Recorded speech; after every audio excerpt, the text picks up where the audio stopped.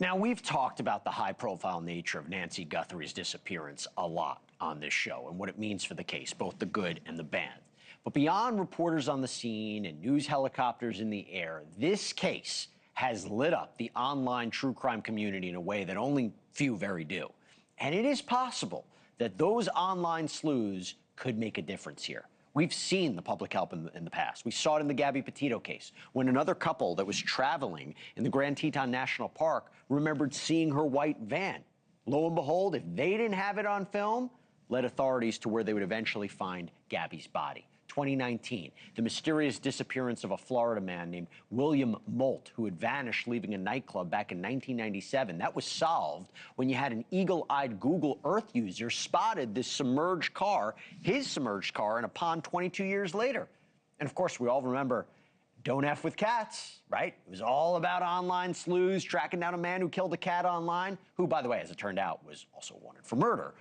So it's really no surprise that online sleuths are hot on the Guthrie case, especially since information from authorities has been, rather scarce. In fact, here's what the Pima County Sheriff's Office said just today, quote, "There are no press briefings scheduled at this time. Sheriff Nanos is not conducting one-on-one interviews and remains the sole department spokesperson. Should a significant development occur, a press conference will be called, and you will be notified via email and our @Pima Sheriff X account." Now, that is obviously leaving a lot of room for speculation among the online true crime community, particularly since there's been a call for the public's help here.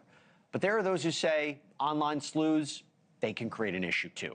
How do you feel about it? This is where I turn to two people who no doubt have an opinion on this topic. I am joined now by Gigi McKelvey, host of the podcast Pretty Lies and Alibis, and Joel Waldman, host of the podcast Surviving the Survivor, both which cover true crime.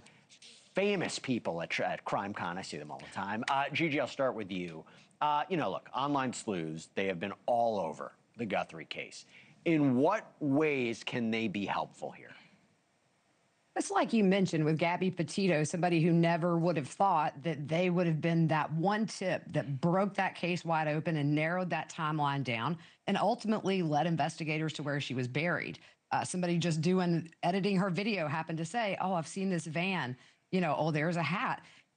There's a lot of really smart people online, Jesse, people that can work with photographs to clarify them or take certain things and make it clear to where it's fuzzy at night, but you can see it now. And so I think there is definitely this big pool of people out there that can bring stuff, but at the same time, there's a flip side to that, and I've seen a lot of that too. That's the part I want to focus on, Joel, because look, I'll 100% agree. I mean, even people that write me, I'm like, oh, that's a really good point. That's a really good question. Let me bring it up in the show. What's the flip side? Where do online sleuths have to be careful, considering social media today is very different? Things spread like wildfire like that. What do they have to be careful of? Well, thanks for having me, Jesse. Congrats on the new show. And I mean, bottom line, is uncorroborated information. I can tell you I'm getting literally hundreds of emails a day on this story. I've never seen traction on a story like this, true crime or otherwise, and people are just kind of running wild. I mean, right now, as we are speaking, and Brian mentioned this off the top of the show, there's talk about one black glove that was reported today, but now the Twitter sphere, the X sphere, is talking about a pair of black gloves. I have no idea where that's coming from. I asked my community, hey, do you know where this is coming from? And this starts to spread exponentially like wildfire. So misinformation is magnified a billionfold in this day of social media. You have to be really careful with that. And at the end of the day, I think you really have to let the professionals do their jobs. And Joel, let me just follow up on that. I'm saying this from the perspective, I get it. They have to be very careful, authorities, with what they release, not to jeopardize the investigation and not to jeopardize a future prosecution if they catch somebody. But do you think that here authorities should be releasing more information to the public?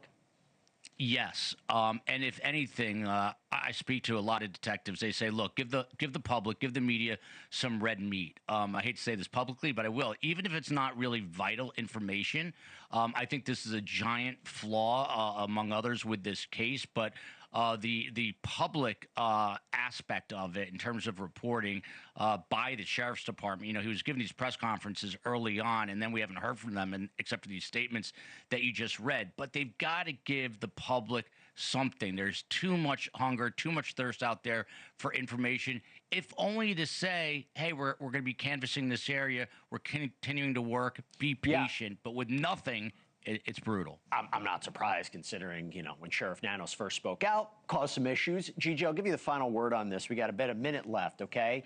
What are the theories that you're hearing online right now that say, you know what? I'm thinking twice.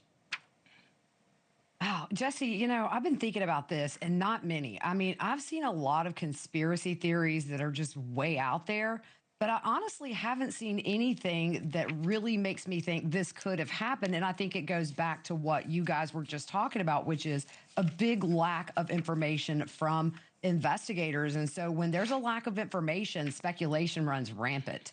And so for me, I just haven't seen any theories that made me say, "Oh, maybe they figured it out." I just like Joel here. I get a lot of emails every day of conspiracy theories. I mean, they're a dime a dozen. But yeah, so far I think everybody really is just clueless because we don't have much to go on. But look, the integrity of the investigation is way more important than our desire to know. And at the end of the day, everybody just wants to get that news that Nancy Guthrie's been found safe and alive and is coming 100%. home. I'll tell you, I just refer it back to the Kohberger case when that first began. I know there was a lot of criticism, a lot of questions about, are they handling this right? Are they investigating it properly? Once they made an arrest of Brian Kohberger, and I read that probable cause affidavit, I was like, my gosh, the incredible police work behind the scenes to capture this guy. I knew that he was going to be convicted. Gigi McKelvey, Joel Waldman, I'll tell everybody, follow you guys if they want the truth. Thank you so much. Appreciate it. Thanks, Jesse. You got it.